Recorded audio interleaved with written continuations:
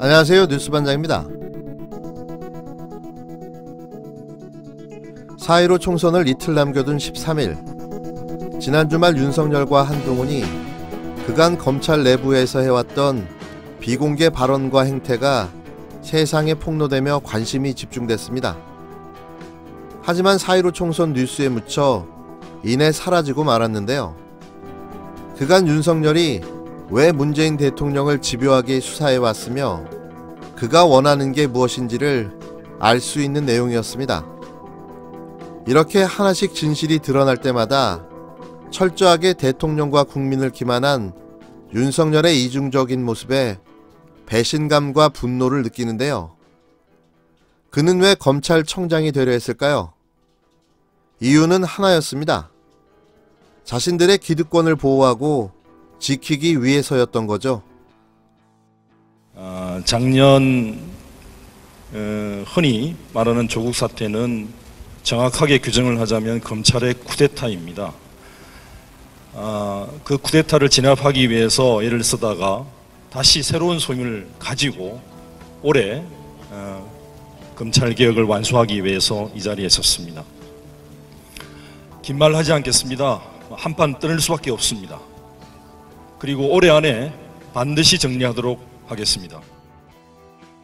황희석 열린민주당 비례대표 후보가 11일 윤석열 검찰청장을 향해 문재인은 우리 덕에 대통령이 됐다. 우리는 이명박 박근혜 대통령 이인과 양승태 대법원장을 구속시켰는데 문재인이라고 구속 못할 것 없다라는 취지의 말을 한 적이 있나라고 공개 질의했습니다.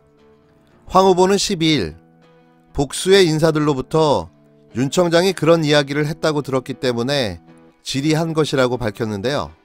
황 후보는 한 매체와의 인터뷰에서 지난해 조국 사태 때 처음 해당 얘기를 들었다면서 이와 같이 말했습니다.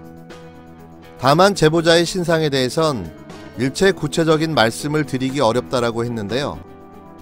황 후보는 검찰 인사로부터 들었냐는 질문에 윤 청장이 검찰 내부뿐만 아니라 여러 군데에서 그런 이야기를 하고 다닌 것 같다라고 했습니다. 황 후보는 총선에 출마하기 전 법무부 검찰개혁추진단장과 인권국장을 지냈는데요. 황 후보는 만약 윤 청장이 그렇게 발언한 게 사실이라면 검찰이 심각하게 오만하고 오도된 생각을 하고 있는 것이라며 시민들이 촛불을 들고 박근혜를 탄핵해 문재인 정부를 만든 것이다.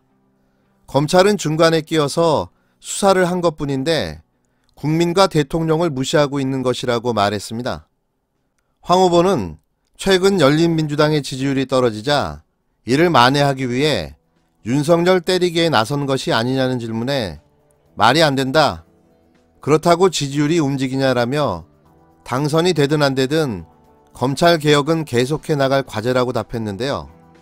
열린민주당이 큰 줄기에선 하나라고 주장하는 더불어민주당 입장에선 선거 막판 윤석열이란 이름이 호명되면 조국 사태를 연상시킬 수 있어 달가워하지 않는 기류가 있는데 이를 어떻게 생각하냐는 질문엔 민주당의 판단에 대해 내가 이러쿵저러쿵 얘기할 일이 아니라며 즉답을 피했습니다. 황 후보는 11일 본인 페이스북에 윤석열 청장과 그의 측근 한동훈 검사에게 3가지 공개 질의를 했는데요. 윤 청장에겐 사석이든 공석이든 문재인은 우리 덕에 대통령이 됐다. 우리는 대통령 이인과 대법원장을 구속시켰다. 문재인이라고 구속 못할 것 없다는 취지의 말을 한 적이 있는가? 작년 8.15 행사장에 참석해 문재인 대통령께서 연설할 때 단 한 번도 박수를 치지 않았다고 한다. 사실인가?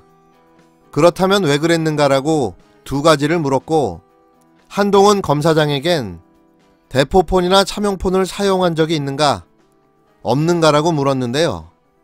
황 후보는 윤 청장과 그 주변 검찰 지휘부들이 지금까지 일관되게 현 정부를 공격하기 위해 계획적으로 여러 권한을 행사해왔다고 생각한다.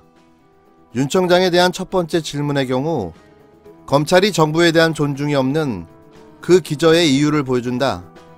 사실이라면 오만방자한 것이다. 대통령을 무시하는 건 국민을 무시하는 것이다. 문재인 정부를 만든 건 시민들이 촛불을 들고 박근혜를 규탄하고 탄핵시켰기에 가능했던 거였다. 중간에 끼어들어 수사를 했을 뿐인 자들이 그런 생각을 한다는 것은 심각히 오도된 것이다. 또 한동훈이 대포폰을 썼다면 채널A 의혹과 관련된 것도 있지만 그뿐만이 아니라 일상적으로 대포폰을 사용했다고 들었다. 통화 상대방으로부터 직접 들은 내용이다. 자기들끼리 그렇게 한다고 얘기를 했다고 한다. 사실이라면 이는 한 검사가 그동안 해온 활동이 투명하지 않았고 음흉한 음모를 꾸며왔다는 걸 이야기하는 것이다. 의심을 가질 수밖에 없지 않나. 공직자가 공직 활동을 하면서 몰래 비밀스러운 핸드폰을 쓸 만큼 문제가 있는 행동을 했다는 것 아닌가. 정당하게 일한 게 아니라 뒤에서 공작을 꾸몄다는 이야기로 들릴 수밖에 없다라며 왜 공개 질의를 하게 됐는지를 설명했는데요.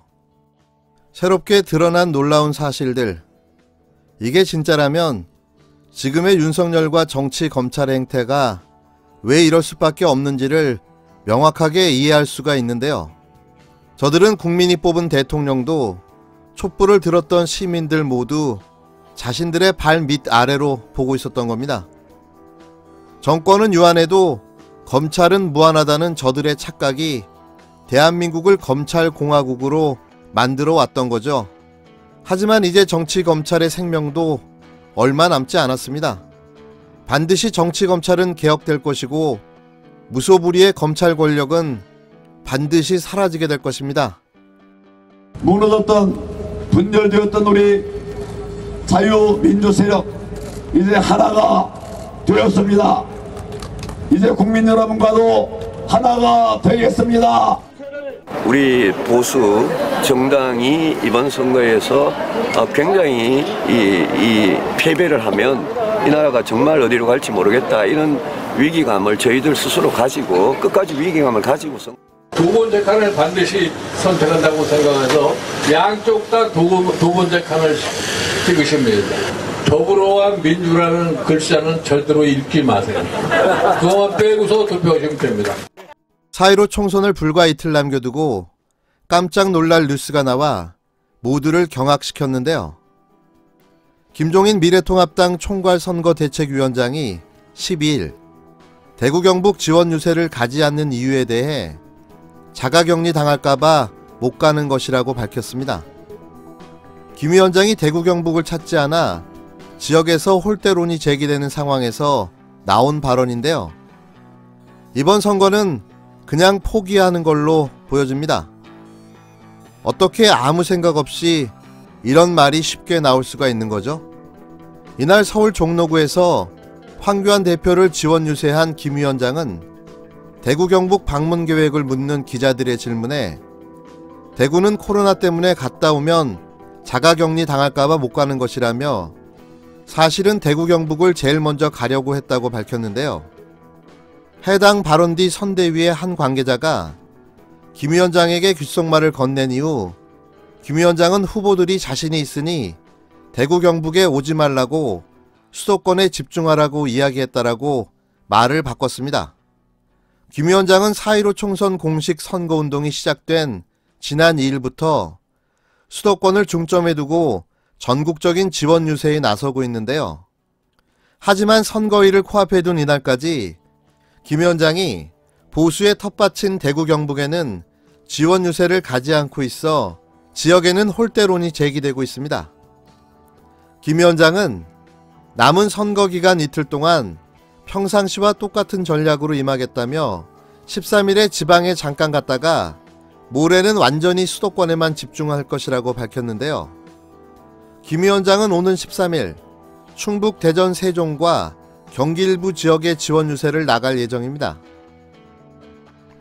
역시 우리의 예측이 적중했습니다. 김종인은 진보 진영의 엑스맨이었던 거죠. 어쩌면 이렇게 펴떨어지는 소리를 잘할 수가 있는지 놀라움의 연속인데요. 이번 총선에 진보 진영의 압승은 차명진과 김종인 그리고 황교안의 콜라보가 만들어낸 경이로운 결과로 기록될 듯합니다. 이제 이틀 남았습니다.